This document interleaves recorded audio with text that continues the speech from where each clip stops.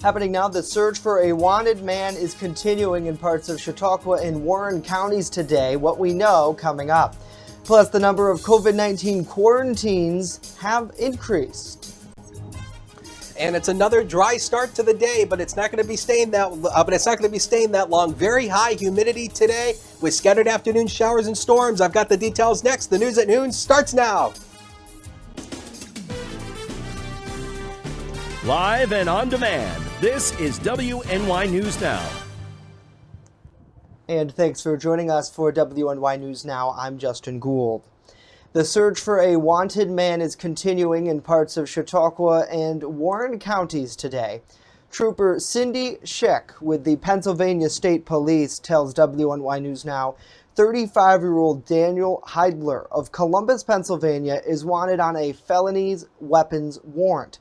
Now, Schick says police are not specifically searching for him in person, but rather waiting for the community to submit tips on his whereabouts. Troopers will then follow up on those tips and search as warranted. If they see this individual, we would like them to not engage him. We want them to call their local police department, whether that be in Pennsylvania or in New York. He's had interactions with firearms. Do we know if he has a firearm on him? We do not. But again, he's got a felony warrant out on him, so I would consider him to be some type of dangerous. Heidler first interacted with the Pennsylvania State Police during an alleged attempted homicide at the Cobblestone Inn in Columbus Township, Warren County, back in June. Now, Schick says he alleged that he was shot at by a 36-year-old man from Corey, Pennsylvania, although through investigation, troopers determined that the incident was actually false. Almost 2 weeks later, on Tuesday, July 7th, police were attempting to arrest Heidler on a felony warrant stemming from that June report where he allegedly fled in a vehicle with a weapon. Police say Heidler led police on a pursuit into New York State before crashing his vehicle into a ditch at the corner of Courtright Road and Niobe Road in the town of Harmony. He then, according to police, fled into a wooded area on foot. That area was searched by multiple law enforcement agencies and canine units, but he was unable to be located. Investigators did return to his camper in Pennsylvania, where they originally confronted him hours before. Inside that camper, they allegedly found the gun related to the incident in June and items used to make methamphetamine. Anyone with information in the case is asked to call the state police in Warren at 814-729-3600. The number again is 814-729-3600. 93 people were added to the quarantine or isolation order list in Chautauqua County yesterday. Officials with the Chautauqua County Health Department say the number of people under quarantine or isolation orders by the public health director increased from 166 on Tuesday to 259 on Wednesday. Shelley Wells, a public health nurse with the county, says not all of those being monitored are confirmed to have COVID-19, but have either shown symptoms, are awaiting test results, or have risk factors. The spike comes from the number of contacts that people have had. So, for example, if I was positive, if I was feeling unwell, or I had a test for, a different reason, and I was positive, I would be asked to name anyone I came in contact with either 2 days before I developed symptoms or 2 days before my test. Depends on, the reason for the test. Additionally, 5 cases of COVID-19 were reported in the county yesterday. Health officials say 2 previous cases reported were removed from the countywide total after the patients were deemed residents of other counties. The 2 have now since been sent back to their appropriate county. The additional cases come a day after county health officials announced a significant increase on Tuesday. Congressman Tom Reed is taking a different stance when discussing who should make the final decision on reopening school districts here in New York State. Governor Andrew Cuomo said during a news conference Wednesday morning that the state should make the call, while President Donald Trump says the federal government is responsible. Reed, however, tells us that the local school districts should be the ultimate decision maker. Since the governor believes that, and I agree, that the call And ultimately, opening the schools is not the national government's, the president's prerogative. I would hope the governor can look himself in the mirror and say, well, then that's true for him in regards to that the schools are run by the school districts and the superintendents. And so the school districts should be the ones then making this determination whether or not to keep the schools open for their respective districts throughout the state. Cuomo says that on Monday, his office will be giving school stakeholders guidance on reopening. Plans are to be submitted by the end of July, with a final reopening decision scheduled for the first week of August. Well, a heat advisory has been issued for Chautauqua County due to excessive heat index values that are forecasted for this afternoon. Here's a live look over downtown Jamestown, where the National Weather Service in Buffalo is calling for heat index values in the mid-90s until 7 o'clock tonight.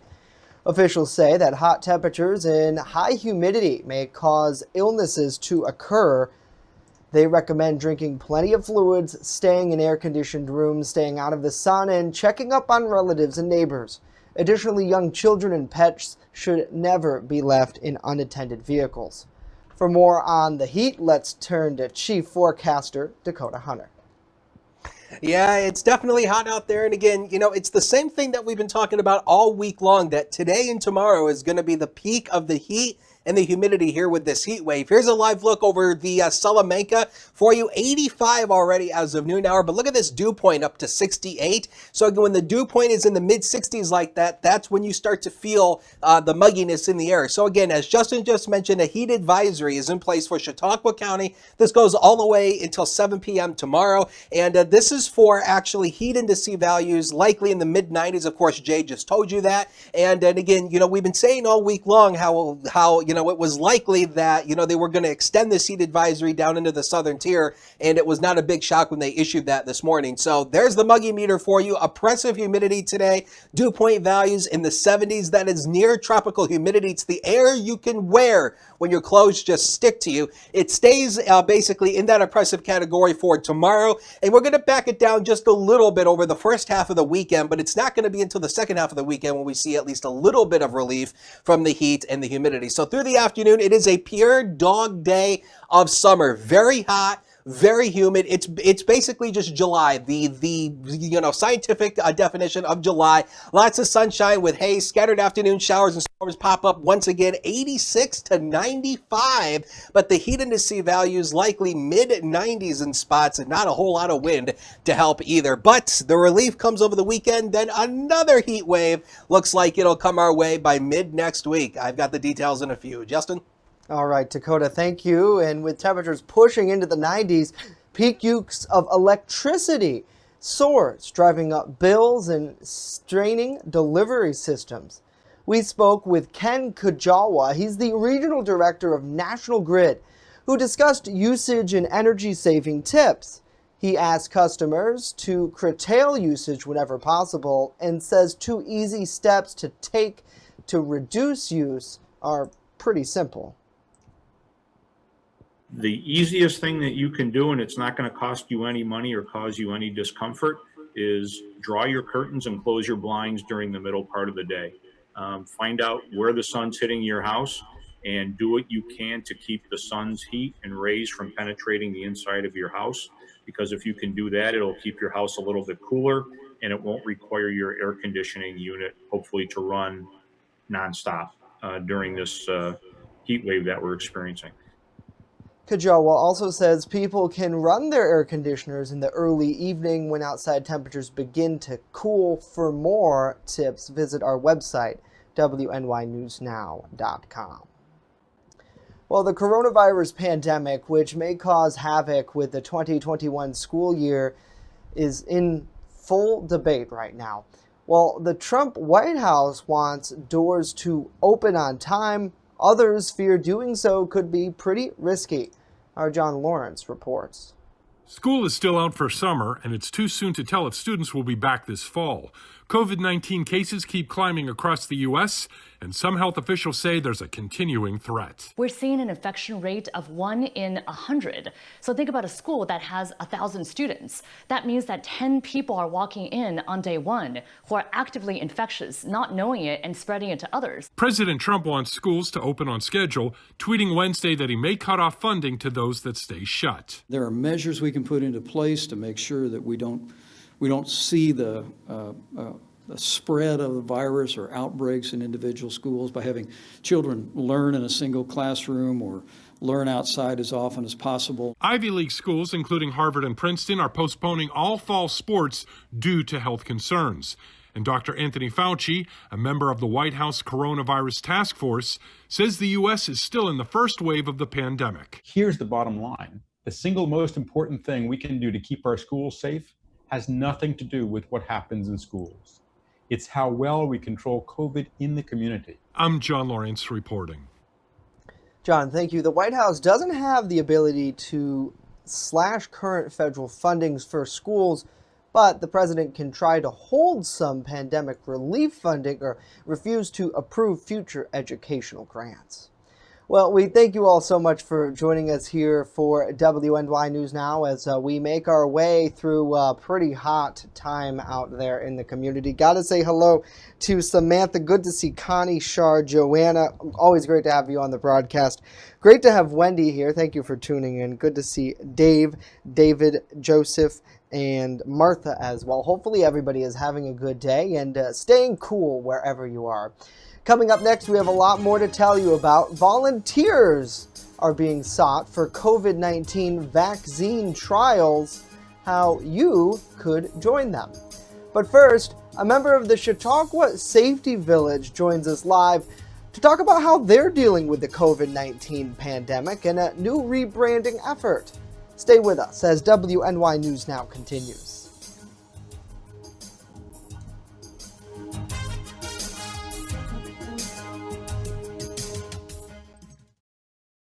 With coverage that matters, this is WNY News Now. EagleZip.com is your local one-stop shop for all of your home and business computer needs. Located on Fluvan Avenue Extension, just outside of Jamestown, EagleZip.com sells and services all brands of desktops and laptops, as well as servers and network equipment for your business. All new computer sales include transferring your data from your old computer, plus a 2-year warranty. Call EagleZip.com today. Stop by EagleZip.com today and let us make computers easy for you. When you're on the go, stay in the know by downloading the WNY News Now mobile app. Stay up to date on local news, weather, and sports that matter to you. Plus, subscribe to breaking news and weather alerts from the team that puts coverage first. In addition, watch news as it happens with the Southern Tier's only 24/7 streaming network. Download the WNY News Now app right now. It's free on the Apple App Store and Google Play Store. You're watching WNY News Now, where coverage comes first. And welcome back to WNY News Now. Joining us live is Deanna Hillerman with the Chautauqua Safety Village. Deanna, thank you for joining us today and welcome to the show. Thank you. My name is Dina Hurleman. I'm the Community Outreach Coordinator for the Chautauqua Safety Village. It's great to have you here. So, a lot has happened there at the Chautauqua Safety Village is what we're being told. And I think that's the way it is with a lot of communities across our area now, trying to adapt to the COVID-19 pandemic. What specifically are you and your group doing now to help educate kids in the community and ultimately keep them safe during this time? We have transitioned to teaching children and classrooms, even homeschoolers. We have transitioned to teaching everybody virtually online for free. We offer virtual field trips, we call them, and teachers can log in through Zoom with the whole classroom right on the screen. It's very interactive. The students can raise their hands, they can answer, they can unmute themselves to provide the answer.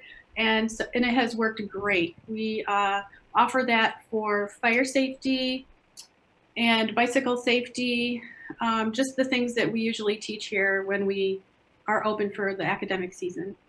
Now, if anyone hasn't been to the specific village, it's pretty cool because it is like a little town for kids in the community, and you do a lot in regards to fire safety and traffic safety. Trying to transition those programs to online, what has that been like? Because I imagine taking away the physical interaction probably is a difficult thing because that plays so much into young people learning. It is. So, and actually, with it being in a Zoom format, it was really neat to see how well the kids adjusted to that. The children were really responsive and aware of what they were doing. And then at the end of our smaller lesson, the children are encouraged to go outside and try what they learned through our lesson with their bicycles, and then they take a post test and report back to us. So that worked really well. It took a little, it was actually really fun to learn how to format the videos and everything like that. We had really Yeah, good reviews from teachers and students. absolutely. So, in addition to coming into the COVID world now and trying to help students, you guys have gone through a pretty big rebranding of yourself. Can you talk to us a little bit about why the name change to just Chautauqua Safety Village? Sure. We received a grant from the Western New York Foundation that allowed us to broaden our reach. Our mission is to promote the well-being of children and community members through safety training. So a lot of that is the hands-on training that we do here, and we also have lessons in the classrooms. So we rebranded by working with 360 Graphics. We dropped our name used to be Chautauqua Children's Safety Education Village, and we just shortened that a little bit to be more inclusive of other age groups. We also Gotcha. implement. So the main goal now maybe is to try to get everybody in the community to practice good safety tips. I know this morning I had an interesting interview with a county health official, and we talked about how because of COVID-19, it seems like everybody now is practicing good health tips, right? We're washing our hands more. We're being more aware of what we're touching, and are we touching our face? Is that something that you at the Safety Village are also trying to echo, is to say to, not just kids, but maybe kids can teach their parents a lot? Yes, definitely. That was part of some of our teaching as well. And we've implemented some new programs. We have so many exciting things going on here. And there are a lot of things that people really don't know that we do. So we're trying to get the word out. We have a new Walking for Fitness program that just started last Tuesday. And so we open up, it's free to the public, anyone who likes to walk. And it promotes a healthy lifestyle. So that's great. That's on Tuesdays and Thursdays every Tuesday and Thursday morning from 8 until 10. And we're also opening up to the public a family bike night, Thursday nights from 4 until 7 p.m. That's also free. So families are encouraged, all ages, to come, and each time they come, they get a brief little rundown on bicycle safety, how to check the tires, the chain, and how to properly wear a helmet. And then everybody's free to just ride around the village. It's a fenced-in, level, paved surface, and it's a really nice, traffic-free, safe spot. So we're trying to appeal to all ages, and we also have other programs that we're starting to use as well. Wow, that's great. So is there a central place where if someone in the community was interested in having their kids join up with the organization, or even really, I guess, families joining up, where can they go to learn more? To learn more, our new website. We also had a makeover on our lobby, our signs, and our website. So the rebrand is fresh everywhere. Our new website will show you all of our programs that we've had in the past, plus the ones that we continue to use now. And also our babysitting course is coming up soon. So you can get more information on that at www.chautauquasafetyvillage.com. Also, we have a highly interactive Facebook page at Chautauqua Safety Village, also Instagram and Twitter. I'm always posting the new flyers on there and the new events that we have. Perfect. Well, certainly, hopefully the community can come together and get a little more engaged in a new outlook from your group. We thank you so much for joining us today on the broadcast and telling us a little bit more about the Chautauqua Safety Village. Thank you. Now let's get a check of our weather forecast with Dakota. All right, let's start with a live look downtown from the top of the DoubleTree Hotel. Lots of sunshine, but we are already, as of noon hour, at 84 degrees as of the Jamestown Airport at noon hour. But look at this dew point, 69 degrees. That's making it feel more like 88. Man, it is warm, hot, and humid. I mean, it's the horrible 3 H's, and sing it with me, everybody. We're having a heat wave, a tropical heat wave. Look at these temperatures over the past 7 days here. Every single one of them have been in the 80s. Or actually, should I say mid-80s for much of that. We've only had one day in the lower 80s, which was Saturday, where we were at 81. That was the cool day over the past week. I mean, you know, the rest of this week has been hot and humid. But here's the other thing that we haven't talked so much about. We are paying a big price for all the sunshine that we've had. Since the 1st of June, we have only gauged 2.04 inches of rain at the Jamestown Airport. Now, of course, you know, not a single person lives at the airport, but this is where we gauge all this stuff. So that means our rainfall deficit, as we stand right now, is over 3 inches, over 3.5 inches of a rainfall deficit. And that is not good news because the area really needs the rain, and we don't see any substantial rain, at least in the forecast, for at least a little while. So heat advisory stays in place until 7 o'clock for basically Chautauqua County and areas northward. Does not include Cat County or basically any part of northwestern Pennsylvania. That is where heat indices could likely reach the mid-90s. And you can see it here that the peak of the heat index will likely be early to mid this afternoon, when the heat indices will likely be 93, 94, maybe even 95 degrees. So again, you know how to stay cool, stay inside, drink water, AC, all that stuff. It's common sense. I shouldn't have to stand up here and tell you that. But again, you can see that right there. And then, I mean, it's not going to cool off too much at night either. Low temperatures tonight, only lower 70s for most areas tonight. So it's going to be a very uncomfortable night again. Satellite and radar composite shows you nothing as of noon hour, but that will be changing here. And again, this is our cold front right back here that's going to be moving our way on Saturday. So that'll provide a little bit of cooling from the heat and the humidity along with a little bit of rain. So Future Scan paints you the picture of another rewind day. Scattered afternoon pop-up showers and storms. Now, again, understand, I'm going to sound like a broken record when I say this. The radar is not going to look like this. These are going to pop up at random throughout the entire afternoon in random spots. And again, same as yesterday, I don't think there's going to be a lot of veering of the wind in the atmosphere to steer these, so they could be slow moving. So do expect a downpour where you do get one of these. They clear out tonight, and then tomorrow, a repeat. Scattered showers and thunderstorms, maybe a little bit more better coverage tomorrow than what we're going to have today. But again, they're going to be popping up through the afternoon tomorrow. And then as we get into Saturday, as the cold front approaches, we're going to see a better chance for showers and thunderstorms popping up across the area, more widespread nature. If you want the most up-to-date local weather, download our app. These two guys, these two handsome guys right here, make the forecast. You'll find us. Go on the iOS App Store, the Google Play Store, search us, WNY News Now. You'll find us. Get the only local forecast in the southern tier. Zone forecast, the inland areas today, upper 80s to maybe lower 90s possible. Look at Olean, 87, 88 in Ellicottville, but feeling more like the mid 90s. When do we get a break? Oh, it's coming, people. Hang on.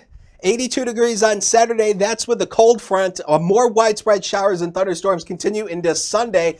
Only 80 degrees, 79 on Monday. Turn the heat on because that is cold compared to what we've had. And then we're back to hot weather once again by Wednesday of next week, with very tropical humidity likely filtering in again by the end of the week. We'll take a break, so don't go away.